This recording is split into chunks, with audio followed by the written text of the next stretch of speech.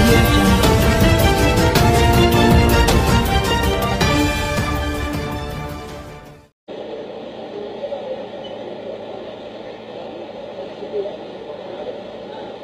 గత 4-5 రోజులుగా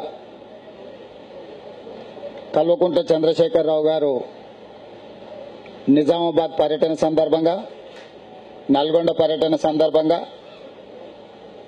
నిన్న వనపర్తి సభ సందర్భంగా కొన్ని అంశాలను ప్రస్తావించడం జరిగింది. అదేవిధంగా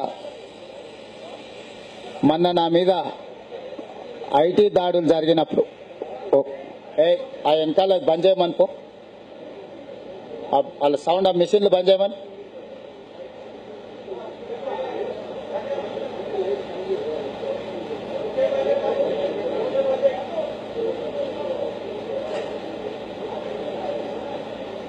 సరేనా? ఒకటి, కల్వకుంట్ల చంద్రశేఖరరావు గారు ఎన్నికల ప్రచారం సందర్భంగా నిజామాబాద్లో, నల్గొండలో, వనపర్తిలో ప్రస్తావించిన అంశాలు. రెండవది, పోయిన వారం నా మీద ఆదాయ పన్ను శాఖ దాడులు జరిగిన సందర్భంలో కొన్ని ప్రసార సాధనాలు, పత్రికలు రాసిన కథనాలు, చేసిన ప్రసారాల నేపథ్యంలో ఈ ప్రెస్ మీట్ నిర్వహించడం జరుగుతుంది. మొట్టమొదట నా ఐటీ దాడుల సందర్భంగా హాంకాంగ్లో, మలేషియాలో, సింగపూర్లో, ఇతర దేశాలలో నాకు ఖాతాలు ఉన్నాయి.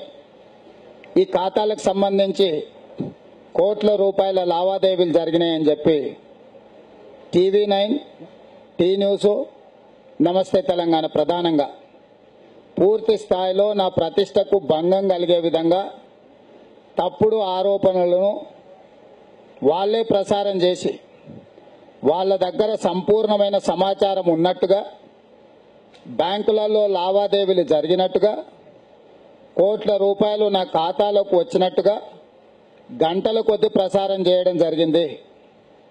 వీటి యజమానులు TV9 యజమాని రామేశ్వరరావు గారు, టీ న్యూస్ యజమాని కేసీఆర్ కుటుంబం, నమస్తే తెలంగాణ యజమాని సంతోష్ రావు, కేటీఆర్ కుటుంబ సభ్యులు. వీళ్ళందరూ కూడా నా రాజకీయ ప్రత్యర్థి పార్టీ అయిన TRSకు సంబంధించి కీలకమైన వ్యక్తులు. రాజకీయంగా నా పరువుకు, ప్రతిష్టకు భంగం కలిగించి తద్వారా రాజకీయ లబ్ధి పొందడానికి నా మీద వీలైనంత మేరకు బురద జల్లే ప్రయత్నం చేసిండ్రు. మొన్న 3 తారీఖు రోజు ఆదాయ పన్ను శాఖ ముందల హాజరైనప్పుడు TV9లో, టీ న్యూస్లో, నమస్తే తెలంగాణలో రాసిన వార్తల ఆధారంగా ఆదాయ పన్ను శాఖ వాళ్ళు నన్ను ప్రశ్నించడం జరిగింది. వాళ్ళు నన్ను వేధించడం జరిగింది. నేను వారిని అడిగిన, మీ దగ్గర ఏమైనా నిర్దిష్ట సమాచారం ఉందా? మీ దగ్గర ఏమైనా ఆధారాలు ఉన్నాయా? ఆధారాలు ఉంటే వాటిని చూపించండి అని చెప్పి నేను అధికారులను అడగడం జరిగింది. అధికారులు TV9ను, టీ న్యూస్ను, నమస్తే తెలంగాణను ప్రస్తావించి ఈ ప్రముఖ ప్రసార సాధనాలల్లో, పత్రికలు వచ్చిన వార్తల ఆధారంగా నిన్ను ప్రశ్నిస్తున్నాము, దీనికి సమాధానం చెప్పి తీరవలసిందే, ఇది వాస్తవమని మేము నమ్ముతున్నామని చెప్పి వాళ్ళు నన్ను దాదాపుగా 4-5 గంటలు వేధించడం జరిగింది. వాళ్ళు 27, 28, 29 ఆదాయ పన్ను దాడుల సందర్భంగా ఇదే వార్తలను ప్రసారం చేసిండ్రు. నేను 3 తారీఖు రోజు అధికారుల ముందల హాజరైనప్పుడు కూడా ఈ వార్తల నేపథ్యంలోనే నన్ను అధికారులు ప్రశ్నించడం జరిగిండ్రు. కాబట్టి ఆయా దేశాలలో నాకు ఎలాంటి ఖాతాలు లేవు, 5 పైసల ఆదాయం లేదు, లేదా లావాదేవీలు జరగలేదు, ఎలాంటి వాస్తవాలు లేకుండా అసత్య వార్తలను ప్రసారం చేసి ఎన్నికల సమయంలో, ఎన్నికల ముందు నా ప్రతిష్టకు భంగం కలిగించడం ద్వారా కాంగ్రెస్ పార్టీకి నష్టం చేకూర్చడానికి, TRS పార్టీకి లబ్ధి చేకూర్చడానికి ఈ TV9, టీ న్యూస్, నమస్తే తెలంగాణ శతవిధాల ప్రయత్నం చేసిండ్రు. కాబట్టి వాటి యజమానులకు నేను విజ్ఞప్తి చేస్తున్నా, మీరు ఏ స్థాయిలో నా మీద విష ప్రచారం చేసిండ్రో, తప్పుడు ఖాతాల గురించి మీరు ఖాతా నెంబర్లతో సహా లావాదేవీలకు సంబంధించి మీరు ప్రసారం చేసిండ్రో, ఇవి తప్పుడు వార్తలు అని చెప్పి అదే స్థాయిలో ప్రసారం చేసి బహిరంగంగా క్షమాపణ చెప్తే సరే మీకు 24 గంటల గడువు ఇస్తున్నా. 24 గంటల లోపల TV9 మేజర్ షేర్ హోల్డర్ అయిన రామేశ్వరరావు గారు, వారి కుటుంబ సభ్యులు, టీ న్యూస్ కేసీఆర్ కుటుంబం, నమస్తే తెలంగాణ కూడా, ఇవన్నీ కూడా ఖచ్చితంగా ప్రముఖంగా బహిరంగ క్షమాపణ చెప్తే సరే 24 గంటల లోపల. లేకపోతే వీళ్ళ మీద కోర్టులో పరువు నష్టం దావా చేయించి కోర్టుకి ఈడ్చడం జరుగుతుంది. ఎందుకు వీళ్ళను మాత్రమే నేను ఈరోజు కేసులో పెడుతున్నా అంటే, వీళ్ళు ప్రత్యర్థి రాజకీయ పార్టీకి సంబంధించిన వాళ్ళు. గతంలో TV9 అనే సంస్థ నిష్పక్షపాతంగా ఒక పత్రిక విలువలు సాంప్రదాయాలను పాటించేది. కానీ ఈ మధ్య కాలంలోనే రామేశ్వరరావు గారు కొనుగోలు చేసిన తర్వాత మా ప్రత్యర్థి రాజకీయ పార్టీ చేతిలో పావుగా మారి టీఆర్ఎస్ను కేసీఆర్ను వ్యతిరేకించే వాళ్ళ మీద ప్రతిరోజు బురద జల్లే కార్యక్రమం, బురద జల్లడానికి అవసరమైన చర్చలను, వార్తలను ప్రసారం చేస్తుండ్రు. కాబట్టి టీ న్యూస్ మనకందరికీ తెలుసు, కేసీఆర్ గారు సొంత సంస్థ. నమస్తే తెలంగాణ గురించి కూడా మీకు అందరికీ తెలుసు. కాబట్టి ఈ మూడింటిని మొట్టమొదట వీటి మీద ప్రత్యేకమైన దృష్టి పెడుతున్నా. మిగతా పాత్రికేయ మిత్రులకు కూడా సూచన చేస్తున్నా, మీరందరూ కూడా సంవయనం పాటించండి. ఎవరైనా మీకు వార్తలు పంపించినా, కాగితాలు పంపించినా పరిశీలించండి ఒకసారి. పంపించిన వాళ్ళ నిబద్ధత ఏంది, దాని వెనకాల ఉన్న వ్యక్తులు ఎవరు, సూత్రధారులు ఎవరు, పాత్రధారులు ఎవరో మీరు పరిశీలించకుండా మా మీద తప్పుడు కథనాలను వండి వార్చడం ద్వారా మా ప్రతిష్టకు భంగం కలిగించడానికి తాత్కాలికంగా మీరు ప్రయత్నం చేసినా శాశ్వతంగా మీరు కేసులను ఎదుర్కోవాల్సి ఉంటుంది. కాబట్టి ఖచ్చితంగా ఇప్పుడు TV9, టీ న్యూస్, నమస్తే తెలంగాణ మీద 24 గంటల లోపల అదే స్థాయిలో మీరు తప్పుడు వార్తలను, కథనాలను మేము ప్రసారం చేసినాము, ఇది తప్పు అని చెప్పి తెలంగాణ సమాజం ముందర మీరు నిలబడి చెప్పాలి. అదేవిధంగా క్షమాపణ కూడా చెప్పాలి. ఈ రెండు జరగకపోతే రాబోయే రోజుల్లో కోర్టు ముందే మాట్లాడుకుందామని చెప్పి యజమానులను హెచ్చరిస్తున్నా. ఇక రెండవ అంశం, కల్వకుంట్ల చంద్రశేఖరరావు గారు గత కొన్ని రోజులుగా ప్రభుత్వం రద్దు చేసినప్పటి నుంచి మనమందరం చూస్తున్నాం, మీరందరూ చూస్తున్నారు. అసలే కోతి కళ్ళు దాగింది, ఆ పైన తేలు గుట్టింది. ఇంక ఎట్లా దుంకులాడుతుందో చూస్తే ఉంటుందో. చంద్రశేఖరరావు గారి వ్యవహారం కూడా అట్లనే ఉన్నది. కళ్ళు దాగిన కోతికి తేలు గుడితే ఎట్లా దుంకులాటుందో, ఆ చెట్టు ఈ చెట్టు, ఆ కొమ్మ ఈ కొమ్మ, గుడికి బడికి దర్గాలకు దస్తీలుగప్పుడిగా ఇక ఎక్కిన కొండ ఎక్కలేడు, దిగిన కొండ దిగుతలేడు. ఇక ఆయన వ్యవహారం అంతా మీరు చూస్తున్నారు. అయితే ఇక్కడ ఆయన ఏమన్నా చేసుకొని ఆయన వ్యక్తిగతం మాకు అభ్యంతరం లేదు, కానీ వారు పదే కొన్ని అంశాలను ప్రస్తావిస్తుంది. మొట్టమొదటిది, చావు నోట్లోకి పోయి దగ్గరికి పోయి యమధర్మరాజు ఆయన ఇద్దరు కలిసి గోటీలాడి ఆ తర్వాత వెనక్కి తెలంగాణ తీసుకొని వచ్చిన అని చెప్తున్నాడు. ఆయన వెనక్కి తెలంగాణ తీసుకొని వస్తే ఇప్పుడంతా ఉన్నోళ్ళు అందరూ ఖరాబ్ చేస్తురట, ఆయన త్యాగాలు చేసిండట. నేను వారిని సూటిగా నిర్దిష్టమైన కొన్ని ప్రశ్నలు అడగదలుచుకున్నా. చంద్రశేఖరరావు గారు అపరిచితుడిలాగా అప్పుడొకటి ఇప్పుడొకటి, అసలే అపరిచితుడు ఆ పైన రెండేసిండు అన్నట్టుగా ఒకదానికి సంబంధం లేకుండా అసంబద్ధమైన అంశాలను ప్రస్తావించి అసందర్భ ప్రేలాపనలతో తెలంగాణ సమాజాన్ని, తెలంగాణ భావోద్వేగాలతో రెచ్చగొట్టడానికి ప్రయత్నం చేస్తుండ్రు. నేను వారిని అడగదలుచుకున్నది, తెలంగాణ ఉద్యమం సందర్భంగా మీరు చావు నోట్లోకి పోవడమే కాకుండా ఎన్నో ఉద్యమాలు చేసినాం, మా మీద కేసులు ఉన్నాయి. నేను మా కుటుంబ సభ్యులందరం కూడా, ఆయన కొడుకు కేటీఆర్ గారు, అల్లుడు హరీష్ రావు గారు, కూతురు కవిత గారు, మేమందరం కష్టపడి కొట్లాడినాం కాబట్టి తెలంగాణ వచ్చింది. వచ్చిన తెలంగాణలో మేము పదవులు తీసుకున్నామని వారు చెప్తున్నారు. నేను వాటి గురించి ఎక్కువ మాట్లాడదలుచుకోలేదు. నేను ఒకే ఒక నిర్దిష్టమైన ప్రశ్న అడగదలుచుకున్నా. తెలంగాణ సమాజం ముందు పెట్టదలుచుకున్నా. తెలంగాణ ఉద్యమంలో 2011 నుంచి 14 వరకు 3152 కేసులు అయినాయి ఉద్యమకారుల మీద.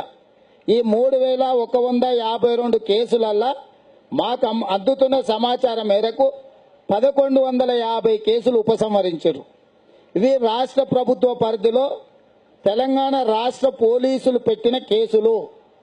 రాష్ట్ర ప్రభుత్వమే పెట్టిన కేసులు. ఉమ్మడి రాష్ట్రంలో ఆంధ్రప్రదేశ్ పోలీసులు ఈ కేసులను పెడితే తెలంగాణ రాష్ట్రం వచ్చిన తర్వాత ఒక్క శాసనసభ తీర్మానం ద్వారా, ముఖ్యమంత్రి గారు ఒక్క కలం పోటు ద్వారా మొత్తం 3152 కేసులను ఉపసంహరించుకునే అవకాశం ఉన్న ఈ రాష్ట్ర ముఖ్యమంత్రి గారు ఉపసంహరించుకోకపోను. ఆయన పార్టీలో చేరిన వాళ్లను, ఆయన కావలసిన వాళ్లకు మాత్రమే కేసులు ఉపసంహరించడం ద్వారా కేవలం 1150 కేసులను మాత్రమే ఉపసంహరించుకున్నారు. దాదాపుగా ఇంకా 2000 కేసులు 4.5 సంవత్సరాల నుంచి తెలంగాణ ఉద్యమకారులు కోర్టుల చుట్టూ, పోలీస్ స్టేషన్ల చుట్టూ తిరుగుతూనే ఉన్నారు. ఇవాళ ఈ మధ్యకాలంలో పత్రికలలో, ప్రసార సాధనాలలో మనం చూస్తే కొంతమంది నిరుద్యోగ యువత ప్రభుత్వ పోటీ పరీక్షలు రాసి ఉద్యోగం వచ్చినా ఈ కేసుల వల్ల ఉద్యోగాలు కోల్పోయినట్టు పత్రికలలో చూసినాం మనం. అదేవిధంగా నిన్నగాక మొన్న ఒక నెల కింద కూడా మున్నూరు అని టీఆర్ఎస్ విద్యార్థి విభాగం నాయకుడు కలెక్టరేట్ ముట్టడిలో 6 నెలల జైలు శిక్ష పడ్డది. అంటే టీఆర్ఎస్ పార్టీలోనే విద్యార్థి విభాగంలో పనిచేసిన మహబూబ్ నగర్ జిల్లాకు చెందిన విద్యార్థి మున్నూరు రవికి 6 నెలల జైలు శిక్ష పడ్డది రాష్ట్ర ప్రభుత్వం కేసులు ఉపసంహరించుకోకపోవడం వల్ల. అదేవిధంగా రైలు రోకో ధర్నా చేసినప్పుడు 260 కేసులు నమోదైన మొత్తం రైల్వే పోలీసులు. 260 కేసులలో కేసీఆర్ మీద, కేటీఆర్ మీద, హరీష్ రావు గారి మీద, కవిత గారి మీద కూడా కేసులు ఉన్నాయి. ఈ 260 కేసులలో 10 రైల్వే కేసులు ఉపసంహరించుకున్నారు. ఈ 10 రైల్వే కేసులు 2014లోనే, అంటే 2014 నవంబర్ లోపే, ప్రభుత్వం వచ్చిన 6 నెలల లోపే ఈ రైల్వే కేసులు అన్ని కూడా ఉపసంహరించుకోవడం జరిగింది. ఉపసంహరించిన కేసులు అన్ని కూడా కేసీఆర్, కేటీఆర్, హరీష్, కవితవే ఉన్నాయి.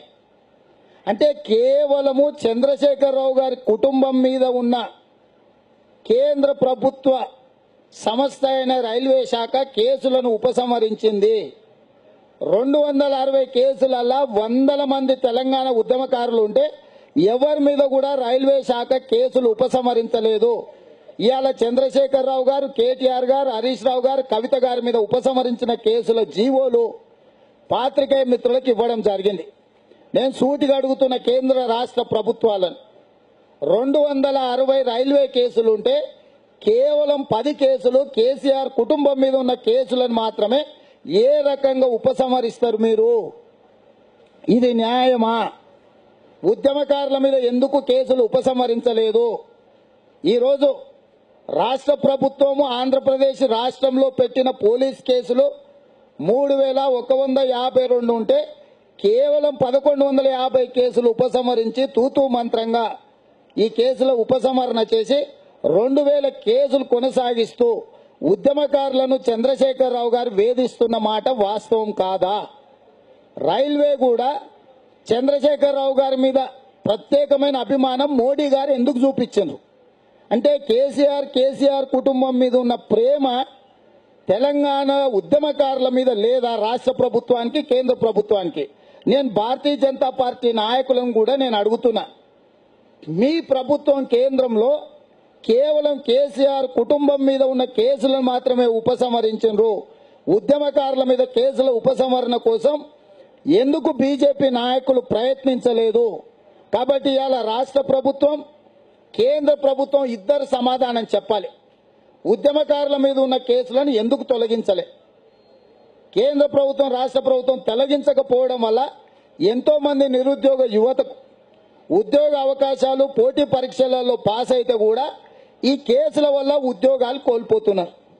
మరి ఈ నేపథ్యంలో ఇన్ని ఆధారాలు ఉన్న సందర్భంలో కల్వకుంట్ల చంద్రశేఖరరావు గారు పదే పదే మాట్లాడుతున్నాడు. 14 సంవత్సరాలు కడుపు కట్టుకొని నేను పోరాటాలు చేసిన, నా తెలంగాణ బిడ్డల కోసం కష్టపడ్డా అంటుండు. నిజంగానే తెలంగాణ సమాజం అంతా నీ బిడ్డలే అయితే నీ బిడ్డలతో సమానంగా ఎందుకు చూస్తలేవని నేను అడుగుతున్నా. నీ బిడ్డ అయిన కవిత కావచ్చు, కేటీఆర్ కావచ్చు, నీ అల్లుడు హరీష్ రావు గారి మీద కావచ్చు, నీ బిడ్డల మీద కేసులు తొలగించినట్టుగా తెలంగాణ బిడ్డల మీద ఉన్న కేసులను ఎందుకు తొలగించలేదు? నీ ఆధ్వర్యంలో ఉన్న రాష్ట్ర ప్రభుత్వం ఉపసంహరించుకుంటే పోయే కేసులను కూడా ఉపసంహరించలేదు అంటే తెలంగాణ సమాజాన్ని చంద్రశేఖరరావు గారు చిన్న చూపు చూస్తున్నాడు. కేవలం ఆయన వచ్చిన తెలంగాణలో ఆయన కుటుంబ సభ్యులకు మాత్రమే ఇది బంగారు తెలంగాణ అయింది తప్ప తెలంగాణ సమాజానికి బంగారు తెలంగాణతో సంబంధం లేదు. ఇవాళ వచ్చిన తెలంగాణ ఒక్కసారి ఆలోచన చేద్దాం. చంద్రశేఖరరావు గారు 2001లో పార్టీ పెట్టినప్పుడు టీవీ ఛానల్ లేదు, న్యూస్ పేపర్ లేదు, ఫామ్ హౌస్ లేదు, 1000 కోట్ల ఆస్తులు లేవు, ముఖ్యమంత్రి పదవి లేదు, మంత్రి పదవులు లేవు, కేంద్రంలో కూడా మంత్రి పదవులు లేవు. 2001లో చంద్రశేఖరరావు గారు ఉద్యమం మొదలు పెడితే 2004లో కేంద్ర మంత్రి ఆయన అయిండు, రాష్ట్రంలో మంత్రిగా హరీష్ రావు అయిండు. ఆ తర్వాత పార్లమెంట్ సభ్యులైండ్రు, ఎమ్మెల్యేలు అయ్యిండ్రు, అన్ని రకాల టీవీలు, పేపర్లు, గజ్వేల్లో ఫామ్ హౌజులు, 1000 కోట్ల రూపాయల వ్యాపారాలు వచ్చినాయి. 2014లో ఆయన ముఖ్యమంత్రి అయిండు, అల్లుడు మంత్రి అయిండు, కొడుకు మంత్రి అయిండు, బిడ్డ ఎంపీ అయింది, సడ్డకుని కొడుకు రాజ్యసభ సభ్యుడైండు. అంటే 2001 నుంచి 2018 లోపల ఇన్ని రకాల ఆదాయాలు చంద్రశేఖరరావు గారికి వచ్చినాయి. మరి తెలంగాణ ప్రజలకు, ఉద్యమకారులకు, నిరుద్యోగ యువతకు, విద్యార్థులకు, అమరవీరుల కుటుంబాలకు, రైతులకు, గిరిజనులకు, మహిళలకు, మైనారిటీలకు తెలంగాణ కోసం సచ్చినోళ్ళకి ఏమొచ్చిందని నేను అడుగుతున్నా. ఈ అంశాల గురించి ఎన్నికల సందర్భంగా తెలంగాణ సమాజం ప్రశ్నిస్తుందని చంద్రశేఖరరావు గారు వ్యూహాత్మకంగా ఒక ఎత్తుగడగా చంద్రబాబు నాయుడు గారి గురించి ప్రస్తావిస్తున్నాడు. మీరు 3 పత్రికలలో చూడండి, పత్రికలు చూపిద్దాం అనుకున్నా కానీ మీరు కూడా చూసి ఉంటారు. నిజామాబాద్ కానీ, నల్లగొండ కానీ, మహబూబ్నగర్లో కానీ ఎన్నికలు చంద్రబాబు నాయుడు వర్సెస్ చంద్రశేఖరరావు గారు నడుస్తున్నట్టుగా చర్చ చేస్తున్నాడు. దీనికి కారణమేంది? తెలంగాణ ప్రజలు కాంగ్రెస్ వర్సెస్ టీఆర్ఎస్ ఎన్నికలు జరిగితే తెలంగాణ ఇచ్చిన పార్టీగా, తెలంగాణ ఇచ్చినప్పుడు ఆంధ్రప్రదేశ్లో మొత్తం పార్టీని త్యాగం చేసిన పార్టీగా, ఉద్యమంలో కీలక భాగస్వామ్యం పోషించిన మా మాజీ పార్లమెంటు సభ్యులు ఈ సమస్య పట్ల అవగాహనతో మాట్లాడితే తెలంగాణ సమాజం కేసీఆర్ గారిని ప్రశ్నిస్తుందని, ఈ అంశాలు ఏవి ప్రస్తావనకు రాకుండా ఉండడానికి చంద్రబాబు నాయుడు గారిని పూర్తి స్థాయిలో టార్గెట్ చేసి మాట్లాడుతున్నాడు. ఇవాళ మీరు ఏ పత్రిక, ఏ టీవీలన్నా చూడండి, తెలంగాణలో జరుగుతున్న ఎన్నికలలో చంద్రశేఖరరావు గారు కుర్చీ చంద్రబాబు నాయుడు గారు గుంజుకోనికి ప్రయత్నం చేస్తున్నట్టుగా మాట్లాడుతున్నాడు. ఆయన పత్రికలలో అందుతున్న సమాచారం మేరకు తెలుగుదేశం పార్టీ కాంగ్రెస్ తో పొత్తు పెట్టుకుంటే 10-15 స్థానాలు పంచుకుంటారని వస్తుంది. 10-15 స్థానాలలో తెలుగుదేశం పార్టీ గెలిచినా, నిలబడ్డా, గెలిచినా మొత్తం తెలంగాణ వాళ్ళే కదా. ఎల్రమణ గారు కావచ్చు, పెద్దిరెడ్డి కావచ్చు, రావుల చంద్రశేఖర్ రెడ్డి కావచ్చు, బొల్లం మల్లయ్య యాదవ్ కావచ్చు, సండ్ర వెంకట వీరయ్య గారు కావచ్చు, లేకపోతే ఇలా ఎవరు నామ నాగేశ్వరరావు గారు కావచ్చు, ఎవరైనా ఈ తెలంగాణలోనే పుట్టి, తెలంగాణలోనే పెరిగి, సస్తేరపి తెలంగాణ గడ్డల్ని బొందబెట్టేటోళ్లే కదా టీడీపీ నుంచి పోటీ చేసేటోళ్ళు. ఎవరైనా ఆంధ్ర వాళ్ళు ఉన్నారా? పోనీ చంద్రబాబు నాయుడికి ఈ రాష్ట్రంలో ఓటైనా ఉందా? చంద్రబాబు నాయుడికి, ఆయన కొడుక్కి కనీసం తెలంగాణ రాష్ట్రంలో ఓటు కూడా లేదు. ఓటు కూడా లేని చంద్రబాబు నాయుడు గారి గురించి ఎందుకు చంద్రశేఖరరావు గారు కడుపు మంటతో, అక్కస్తో మాట్లాడుతుండు అని అంటే, మళ్ళొక్కసారి తెలంగాణ ప్రజల్ని, తెలంగాణ సమాజాన్ని, తెలంగాణ సెంటిమెంట్తో, భావోద్వేగాలను రెచ్చగొట్టి పోరాటం చేసి, త్యాగాలు చేసి తెచ్చుకున్న తెలంగాణలో అమరావతి నుంచి వచ్చి చంద్రబాబు నాయుడు గారు ఇక్కడ పెత్తనం చేస్తాడనడం ద్వారా ఆంధ్ర వాళ్ళ పెత్తనాన్ని సహిద్దామా, తెలంగాణ పౌరుషాన్ని ప్రదర్శిద్దామా అని ఒక కొత్త రాజకీయ ఎత్తుగడగా చంద్రశేఖరరావు గారు ముందుకు వస్తుండ్రు. ఇవాళ తెలంగాణ సమాజానికి సూచన చేస్తున్నా నేను. చంద్రబాబు నాయుడు గారు ఇక్కడ పోటీ చేయరు, చంద్రబాబు నాయుడు గారికి తెలంగాణతో సంబంధం లేదు. కానీ తెలుగుదేశం పార్టీకి బరాబర్ సంబంధం ఉంది. తెలుగుదేశం పార్టీ పుట్టింది హైదరాబాద్ నడిగడ్డ మీద, కేంద్ర కార్యాలయం ఉన్నది ఇక్కడ. తెలంగాణ శాఖకు బాధ్యత వహిస్తున్నది కూడా తెలంగాణ బిడ్డలే. కాబట్టి ఈరోజు రాజకీయం ప్రజలకు సేవ చేసే సందర్భంగా కాంగ్రెస్, టీడీపీ, సిపిఐ, కోదండరాం గారు అందరూ కూడా కలిసి కేసీఆర్ నిరంకుశ పాలనకు, నియంత పోకడలకు వ్యతిరేకంగా ఒక కూటమి కట్టి, ప్రజా కూటమిని కట్టి ఒక ప్రజా తెలంగాణ కోసం ప్రయత్నం చెయ్యాలనుకుంటున్నారు. కాబట్టి ఇవాళ చంద్రశేఖరరావు గారు రాజకీయ ప్రయోజనం కోసం పదే పదే చంద్రబాబు నాయుడు గారి పేరును ప్రస్తావించడం ద్వారా పోటీ కాంగ్రెస్, టీఆర్ఎస్ మధ్యలో కాదు, టీడీపీ, టీఆర్ఎస్ మధ్యలో ఉన్నట్టుగా చిత్రీకరించడానికి ప్రయత్నం చేస్తుండు.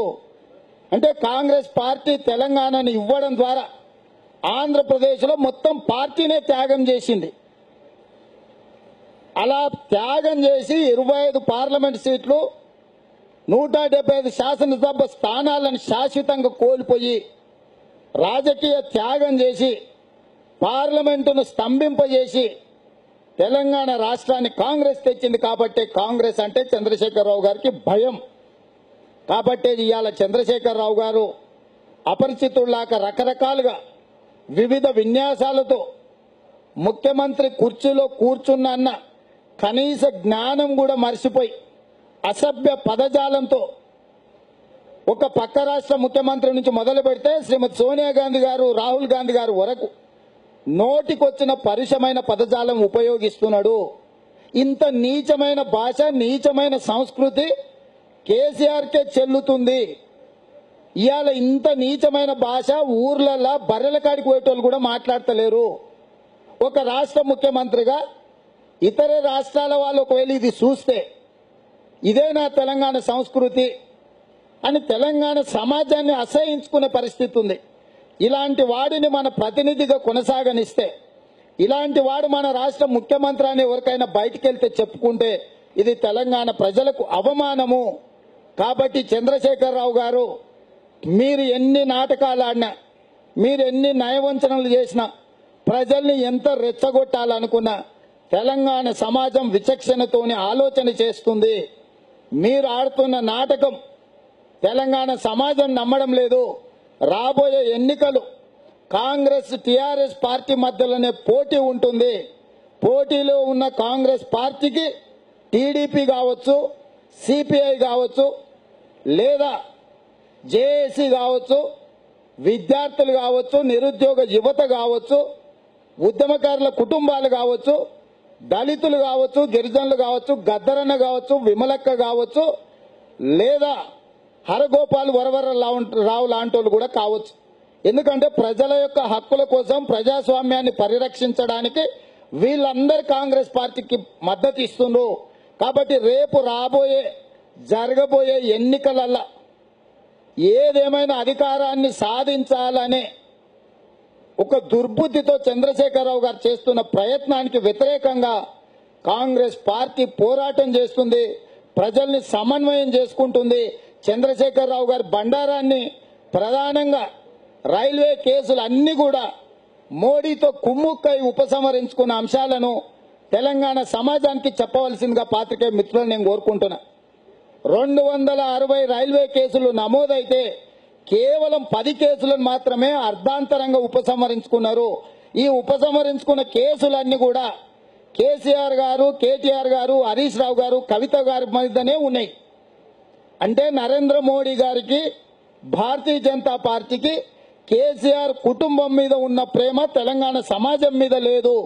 చంద్రశేఖరరావు గారికి కూడా తెలంగాణ అంటే ఒక కుటుంబం. ఆ కుటుంబం అంటే ఆయన కుటుంబ సభ్యులు మాత్రమే. తెలంగాణ సమాజంతోనే ఆయనకు సంబంధం లేదు. చంద్రశేఖరరావు గారు తెలంగాణ సమాజాన్ని ద్వితీయ శ్రేణి పౌరులుగా చూస్తున్నాడు. ప్రథమ శ్రేణి పౌరులుగా బంగారు పల్లెంలో పంచభక్ష పరమాన్నాలు ఆయన కుటుంబం మాత్రమే తినాలనుకుంటుంది. కాబట్టి కేసులను ఉపసంహరింపజేయడమే కాకుండా వ్యాపారాలు, టీవీ ఛానళ్లు, పేపర్లు, ఫామ్ హౌజులు అన్ని కూడా తన కుటుంబానికే సంపాదించి పెట్టిండు. తెలంగాణ సమాజం ఆలోచన చేసి కల్వకుంట్ల చంద్రశేఖరరావు గారికి గుణపాఠం చెప్పాల్సిందిగా కాంగ్రెస్ పార్టీ కార్యనిర్వాహక అధ్యక్షుడిగా తెలంగాణ సమాజానికి విజ్ఞప్తి చేస్తున్నా.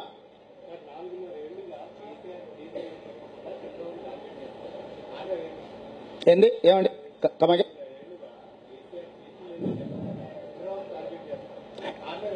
నేను అదే చెప్తున్నా, ఇది వ్యూహాత్మక ఎత్తుగడ. 4.5 సంవత్సరాల ఏమి చెయ్యలేదు కాబట్టి, ఉద్యమం సందర్భంలో ఎన్నికల సందర్భంలో ఇచ్చిన హామీలను అమలు చేయలేదు కాబట్టి ఇవాళ వాటిని ప్రస్తావిస్తే ప్రజలు ఎదురుదాడి చేస్తారు, తిరగబడతారన్న సంగతి చంద్రశేఖరరావు గారికి తెలుసు కాబట్టి చంద్రబాబు నాయుడు గారిని ప్రస్తావించడం ద్వారా ఈ పోటీ చంద్రబాబు నాయుడు గారు వర్సెస్ చంద్రశేఖరరావు గారు అని ఒక చిత్రీకరించి 20% ఉన్న ఆంధ్ర వాళ్ళు వర్సెస్ 80% ఉన్న తెలంగాణ ప్రజల మధ్యలో పోటీగా చిత్రీకరించి తద్వారా తెలంగాణ సెంటిమెంట్ ద్వారా రాజకీయ లబ్ధి పొందాలని చంద్రశేఖరరావు గారు ప్రయత్నం చేస్తున్నారు. దాన్నే తెలంగాణ సమాజం గమనించవలసిందిగా కాంగ్రెస్ పార్టీ విజ్ఞప్తి చేస్తుంది.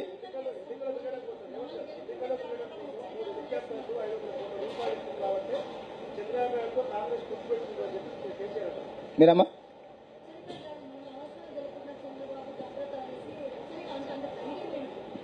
అంటే ఇట్లాంటి ఉడత ఊపులు ఎన్ని చూసి ఉంటాడు చంద్రబాబు నాయుడు.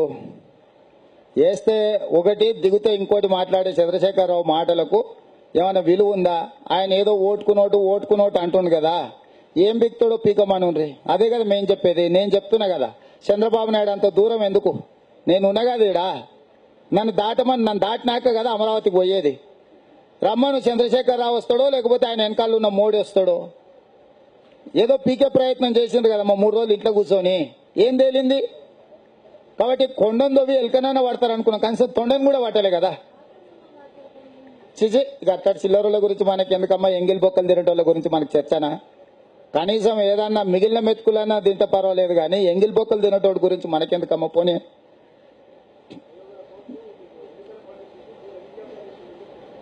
ఇప్పుడు చంద్రశేఖరరావు గారికి ఎప్పుడు పొత్తులు పెట్టుకున్నా వసూళ్లు చేసుకునేది అలవాటు.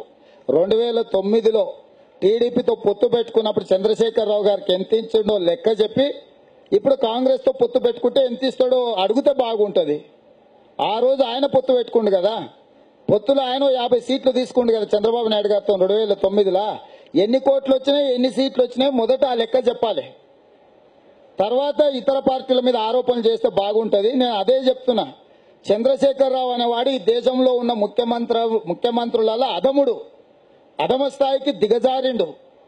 అధికారం కోల్పోతున్నా అనే అక్కస్సుతో చాలా నీచంగా వ్యవహరిస్తున్నాడు చంద్రశేఖరరావు గారు. కాబట్టి అట్లాంటి చిల్లర మల్లర మాటలతోని ఎలాంటి రాష్ట్రానికి ప్రయోజనం లేదు.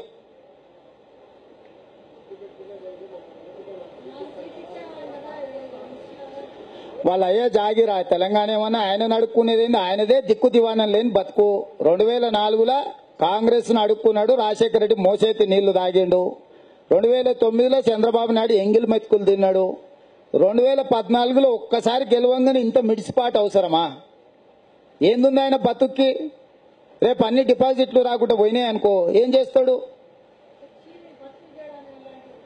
అంటే నేనేమంటున్నా అంటే, ఆయన వేసినాక మనిషి మీకు తెలుసు కదమ్మా, పడితే మతి తప్పుతారు.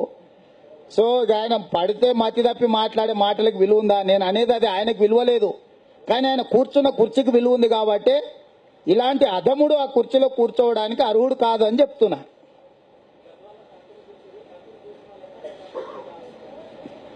ఇప్పుడు కత్తులు దూసిన వాళ్ళు పండ్లు నూరేటోళ్ళ గురించో రేపు ప్రజలు చెప్తారు. చంద్రశేఖరరావు గారు మాట్లాడే మాటలు అన్నిటిని కూడా తెలంగాణ సమాజం నిశ్చితంగా గమనిస్తుంది.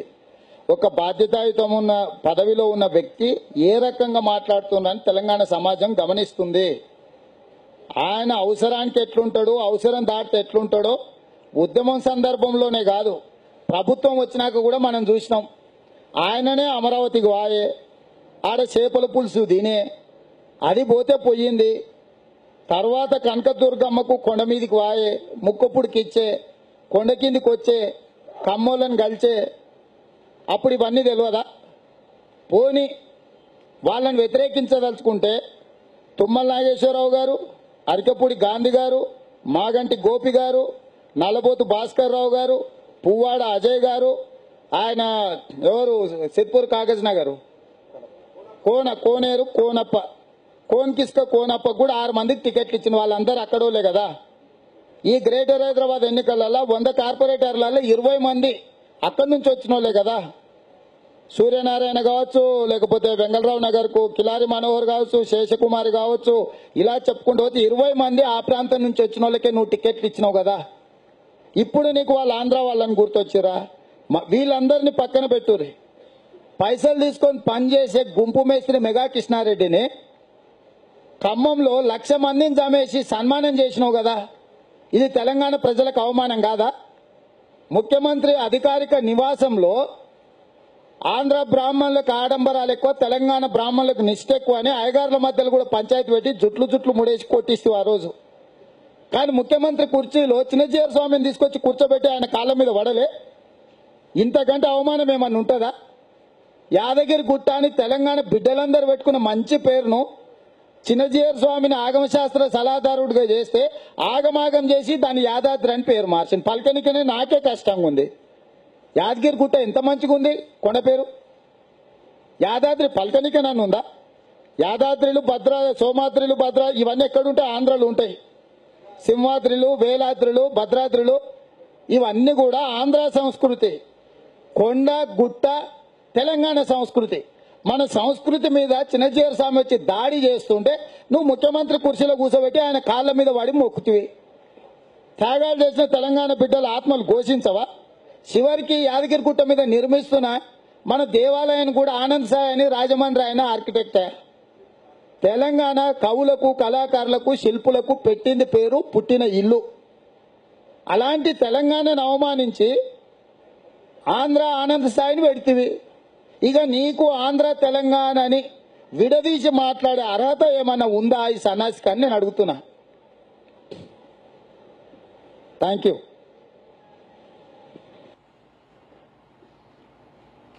ఏంటండి, వీడియో నచ్చిందా? అయితే ఓ లైక్ వేసుకోండి, లేదంటే ఓ కామెంట్ చేయండి. ఎప్పటికప్పుడు మా వీడియోస్ చూడాలంటే సబ్స్క్రైబ్ చేసుకోండి.